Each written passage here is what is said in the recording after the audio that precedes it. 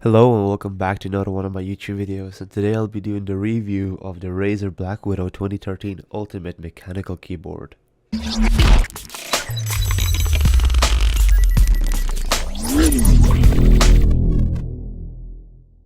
is the Razer Blackwidow 2013 Ultimate Keyboard with Cherry MX blue keys and has a full green backlit. It has a 10 key rollover, which means you can type with both of your hands at the same time, no problem. It has a braided cord, and it also comes with a pass-through for the USB, microphone, and headphones. Each key is individually lit with an LED, and what Razer has done, they've put in a green back panel that makes the green color way more vibrant and also makes the keyboard itself way more sturdier.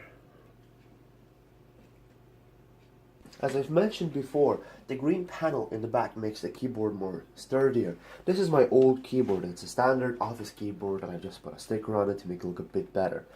And this is the flexibility test for the keyboard. As you can see here, let me adjust this a bit. Just a little bit of pressure, and it's very flexible. Now I'm going to put this one aside. I'm going to do the same thing with a Blackwidow. Barely any flexibility, and I'm putting in quite a bit of effort, and I'm afraid to put in any more in case I break it. And I wouldn't really want that to happen now, would I? The blue cherries, they're quite loud, but I like that myself. But if you're looking for something quieter, I would recommend that you go for blacks or browns. And the keyboard is about 30 centimeters away from the camera, and I'm going to type some random stuff into Microsoft Word here to kind of give you a sense of how loud it is. So I'm going to go ahead and type in, for example, random stuff like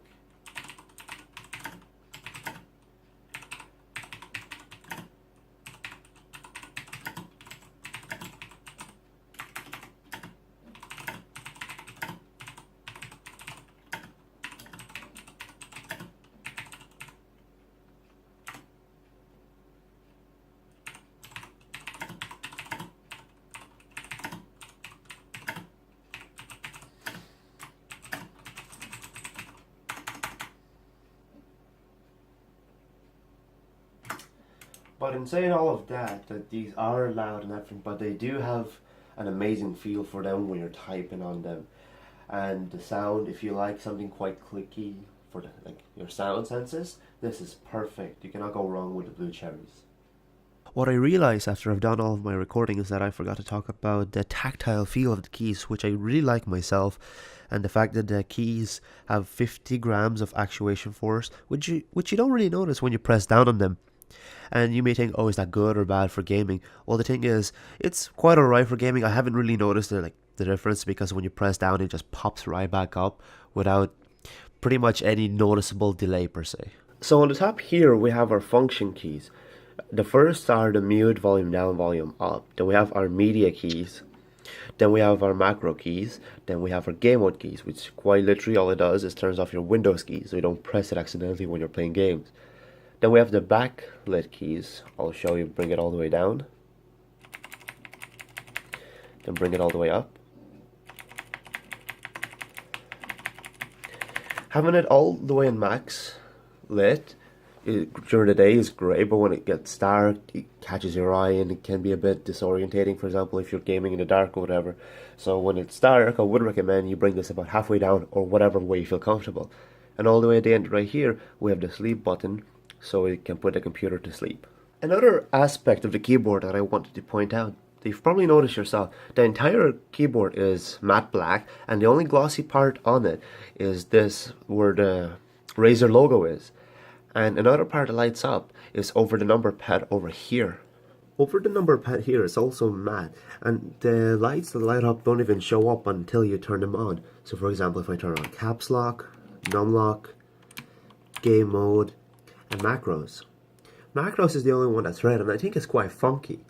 And to turn them off, simple. You press on all the buttons again. But the one thing I do always keep on is I keep on the num lock and game mode, because I use the number pad more than I use the number line above the keyboard, and I never use the Windows key. And whenever I do use it, it's purely accidental. So now you're wondering, Brendan, Is this keyboard still worth it in 2016? And my answer is yes. It's a very solid and well-made keyboard, and if you come across a second-hand or brand new for a decent price, I would recommend that you grab it. It's an overall really well-made keyboard. I've been using it for about a week now, and I've used it for gaming, for typing, and overall it's a really good experience. And if you're worried about the blue cherries being too loud, for me personally, I got used to the sound after the second or the third day, and I don't even notice it anymore when I type, and I don't really know what else to say. It's a really decent keyboard. I highly recommend it, and that's all. Anyways, thank you very much for watching. Brandon out. Let it go, make my body go. Take our bodies higher and higher.